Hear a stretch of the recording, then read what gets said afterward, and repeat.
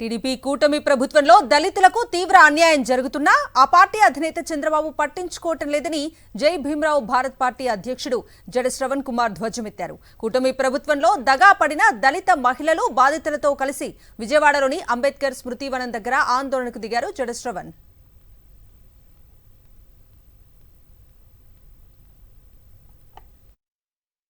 నేను చంద్రబాబు నాయుడు అడుగుతున్నా, సిగ్గులేదయ్యా నీకు? అసలు నువ్వు ఒక అడ్మినిస్ట్రేటర్వా?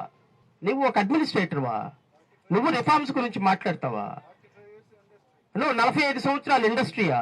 సిగ్గుందా నీకు కనీసం? ఈ మాట అనటానికే నేను సిగ్గుపడుతున్నా. అవినీతి లేని పరిపాలన అందిస్తావా?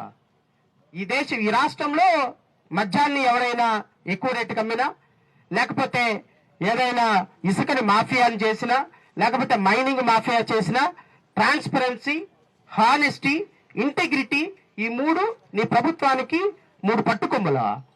సిగ్గుందా నీకు కనీసం? 45 సంవత్సరాల ఇండస్ట్రీ అంటావు, 75 సంవత్సరాలు వచ్చినాయి. ఒక ఎమ్మెల్యే,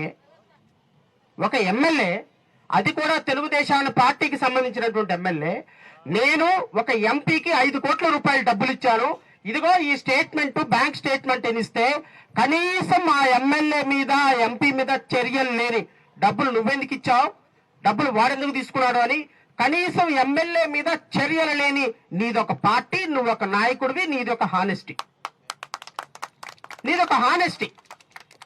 నీది ఒక తెలుగుదేశం పార్టీ. దానికి నువ్వు మీ కొడుకు బ్రాండ్ అంబాసిడర్. ఎట్లా? నీ పార్టీలో ఎమ్మెల్యే చేసిన ఆరోపణ మీద, ఎంపీ మీద కనీసం చర్యలు లేవు.